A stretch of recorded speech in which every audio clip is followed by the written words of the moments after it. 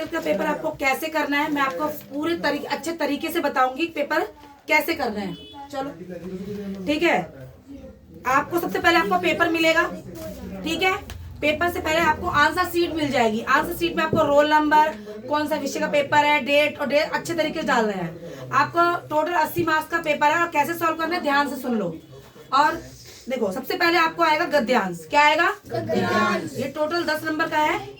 आप इसको पहले डिटेल में पढ़ेंगे, 2 मिनट देख के इसे अच्छे से पढ़ेंगे। इसके फिर 1 वर्ड का आंसर होगा, वो इसी में से मिल जाता है। और उसको ढूंढने में दिक्कत होती है, कैसे इसको करोगे? देखो दहेज इति शब्द कस्य कलट वर्तते, तो आपको नहीं लास्ट का क्वेश्चन है वर्तते, ये आपको यहाँ पर देखना है कहाँ पर दिया हुआ है। देखो यहाँ पर दिया हुआ है, तो आपकी इसके आगे जो होगी वो पूरी आंसर होगी। क्या होगी? पूरी आंसर होगी। ठीक है, तो आपको ये बात समझ में आ रही है कि आंसर, कई बच्चों को आंसर ढूंढने में दिक्कत हो जाती है। कहने को तो आसान सब्जेक्ट है पर कई बच्चे इसी में रह जाते हैं। ठीक है उदय, तुम्हें जरूर ध्यान देना है। ठीक है, अब आ जाएगा पूर्ण वाक्य में आंसर। फिर इसका कई बच्चे कल मुझसे पूछ रहे थे कि मैम अनुच्छेद में क्या लिखोगे, तो आप इसमें ये देखोगे कि शीर्षक क्या है। शीर्षक होता है जिस पर ये बात पूरा गद्यांश लिखा गया है, उसको बस 1 वर्ड में आपको शीर्षक देना है। ये लिखा हुआ है दहेज पे, तो आप इसका शीर्षक क्या होगा? दहेज। ठीक है, अब इससे जैसे इससे रिलेटेड पूछे जाएंगे, इसमें क्रियापद क्या है, ठीक है, इसमें कृतपद क्या है, क्रिया होता किस पे बात हो रही है, कौन कर रहा है, ठीक है, अव्यय पद क्या होता है। तो अच्छे से इसको करोगे। मैं 10 में से कम अगर 2 भी गलत होते हैं 8 नंबर तो मिल ही जाएंगे। अब आ जाओ आपको प्रार्थना पत्र। भवन नाम राम गोपाल है, भगवान नाम मतलब 9वीं कक्षा छात्र है और इसके स्कूल में अवकाश प्रदान है। इसे 1 दिन का, इसको विवाह में जाना है। कहाँ जाना है? विवाह में। और सोमभ्रांतु अपने बड़े भाई के विवाह में जाना है, इसको 1 दिन की छुट्टी चाहिए। तो ये 1 दिन की छुट्टी के लिए, भाई की शादी में छुट्टी के लिए, ठीक है। तो ऐसे 2-3 पत्र तुम याद कर लेना। मैंने एक पत्र शायद अपनी वीडियो में मेंशन किया हुआ है, तो पूरा अच्छे से उसे देख लेना। ठीक है, यस मैम। ये हो गया आपको 5 मार्क्स का। अब आ जाओ चित्र देख के 5 लाइन लिखनी है। तो पहली लाइन तो यही लिखो, यह चित्र बहुत सुंदर है, तो इति चित्रम अति सुंदरम। 1 लाइन तो यही बन गई। 4 लाइन आपको इसे मंजूषा भी दी होगी, मंजूषा की हेल्प से 4 लाइन और बना देनी है। बालक क्रीडयन्ति, ठीक है, यह दृश्यम विद्यालय से, ये दूसरे विद्यालय का है। आया समझ में? अथवा में से कोई 2 में से एक करना है, तो मेरे हिसाब से चित्र ज्यादा आसान पड़ता है। अब आ जाओ क्वेश्चन नंबर 4 पे। आपको कुछ लाइनें हिंदी में दी हुई है, अगर इंग्लिश मीडियम वाला बच्चा तो इंग्लिश में भी दे रखी है, तो आप इसे हिंदी में इसकी संस्कृत बनानी है। इसको संस्कृत बनाने के लिए आपको क्या चीज ज्यादा पता होनी चाहिए? अहम, त्वम, ठीक है, मतलब सर्वनाम क्या पता होना चाहिए? सर्वनाम। हाँ ठीक है, महेश फल खाता है तो महेश फलम खादंती, बन गया ना। देखो मैंने भी ज्यादा संस्कृत नहीं पढ़ी हुई है, पर थोड़ी बहुत पढ़ी हुई है, तुमने तो मुझसे ज्यादा पढ़ी हुई है। ठीक है, मैं तो लास्ट टाइम पेपर में पढ़ती हूँ, बता देती हूँ। ऐसे आपको बना लेना है। हमको क्या बोलते हैं, मैं को क्या बोलते हैं, तुमको क्या बोलते हैं, ठीक है। और सब पे डॉट लगानी है। क्या लगानी है? छात्र छात्रा, डॉट लग जाएगी, छात्रा बन जाएगा। अब आ जाओ खंड का। ये 25 मार्क्स का है, ये व्याकरण है। क्या है ये? व्याकरण। विद्या जमा आलय, इसको जोड़ के विद्यालय, तो ये संधि विच्छेद है। सूर्योदय, अगर ये जमा का निशान आ जाता है, खुला हुआ रूप है तो जोड़ के लिख दो, अगर जोड़ा हुआ रूप है तो उसे खोल के लिख दो। ठीक है, अब आ जाओ प्रदत्त विकल्प में उचित शब्द। अब शब्द रूप आ गए, इसमें आपको शब्द रूप भरने, तो शब्द रूप आपको 1-2 याद कर लेना, क्योंकि याद हो जाते हैं तो फिर आसानी से हम भर सकते हैं। क्वेश्चन नंबर 6 से 4 मार्क्स का है। इसमें से कोई 5 है, सुनो, 5 दिए होते हैं और आपको कोई 4 करने होते हैं, कोई 4 करने होते हैं। पर आपके अगर 5 आप कर देते हो ना, तो आपके जो शुरू के 4 होते हैं ना, वही वैलिड आंसर में माने जाते हैं। सोचो कि 5 में से कोई 4 सही होगा तो कोई मैडम दे देती नंबर, पर नियम ये होता है कि हम जो शुरू के 4 होते हैं वही वैलिड होते हैं। आई समझ में?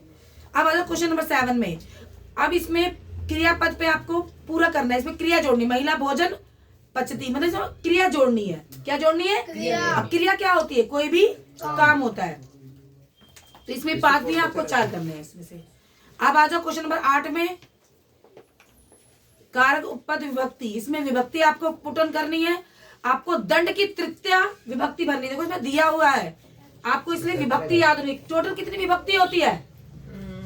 7 होती है ना, 7 विभक्ति होती है। तो एक किसी भी चीज की, जो बालक की हो चाहे साधु की, आप 7 विभक्ति अच्छे से याद कर लो।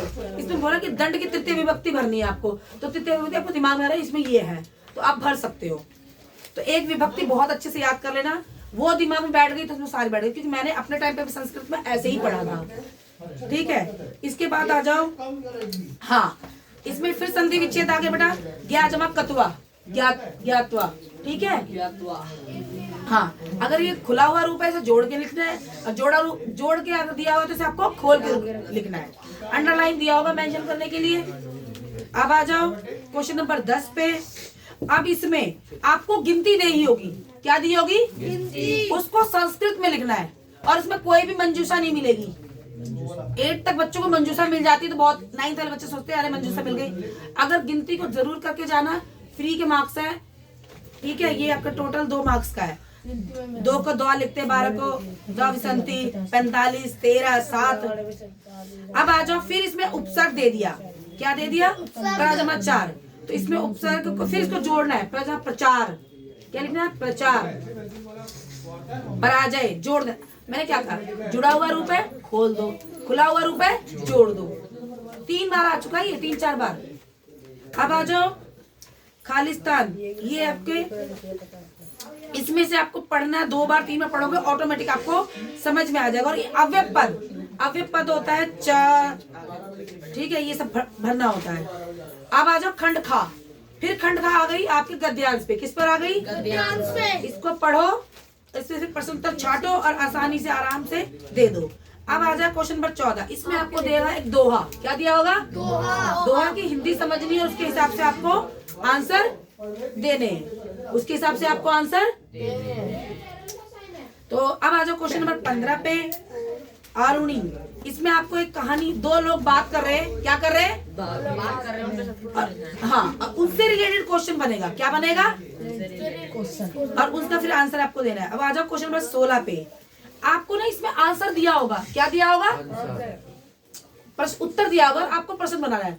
मेरा नाम पूनम है, तो अब इसका प्रश्न क्या बनाओगे? आपका नाम, मेरा नाम पूनम है, ये उत्तर है। इसका प्रश्न बनाओ। हम नाम नहीं, आपका नाम क्या है उसको संस्कृत में। हाँ, तो आपको ये जो ब्लैक मार्क्स दिया हो ना, हम नाम पूनम, देखो सुनो, ये ब्लैक दिया ना, इसके जगह कस्य किम कुत्र ये लगाना होता है।